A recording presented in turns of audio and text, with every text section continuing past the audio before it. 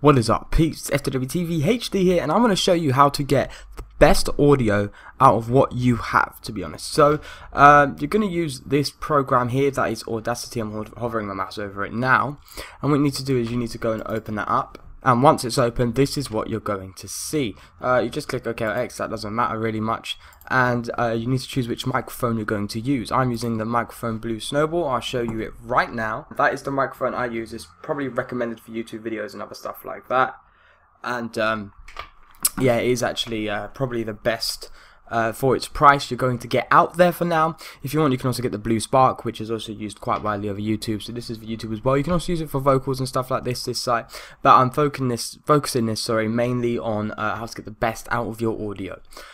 So the first thing you need to do obviously is record the audio, so I'm going to record it in here now. 1, 2, 3, 4. There we go, a little countdown there. This is what it will sound like to you. 1, 2, 3, 4. And already that doesn't sound quite bad, but one thing you can probably notice is, and you can actually see it, if we zoom in here by holding Control and using the rolling button thingy on the mouse, you can actually see little bits and bobs here. Nothing massive compared to the voice, but you can see little bits and bobs here, and that's actually noise or the background sounds that may be running around. I live literally next to a high street, so you may hear cars passing now and then. And to be honest, you don't really want that in your audio, in your videos, especially doing voiceover videos or even just plain recording. You don't want that there. That's not something you want to hear. You want it crisp and clean with nothing else in the background. So I'll show you this quickly. So so you can hear the noise there. It's definitely there. And although it's little, it's still there. If you want the best quality, this is what you got to do. So go to effects, and you have a lot of stuff you can do here, but the main thing you got to focus on is noise removal. Now these settings here are the best settings you're probably going to get. I've tried many settings. I've just played with it myself. I don't even know about this stuff, which is pretty bad to be honest. I'm doing a tutorial on it, but this is the settings I use. So noise reduction dB is 24, sensitivity dB is 0.00, frequency smoothing is 150, attack and decay time is 0.15. Noise remove, not isolate. So what you do is you got to first get your noise profile, which means you need to kind of tell the program what they're supposed to be looking for to get rid of, basically. So that's why I've highlighted this area specifically and not my own voice.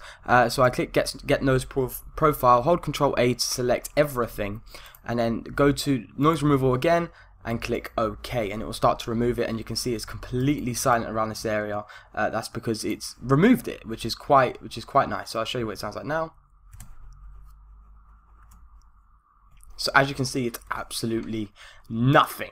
One thing you can actually come against, sorry, is things like, I don't know what it's called, but it's like a wah or something like that. It's a bad interpretation, but it can sound quite distorted, the voice, when you remove it, because sometimes some sounds are quite loud, and when you are speaking over this loud sound, it can kind of confuse that sound with your own voice and slightly remove some of your voice, and it makes a weird sound. Hopefully it hasn't happened in here, but I'll play it now and see how it turns out.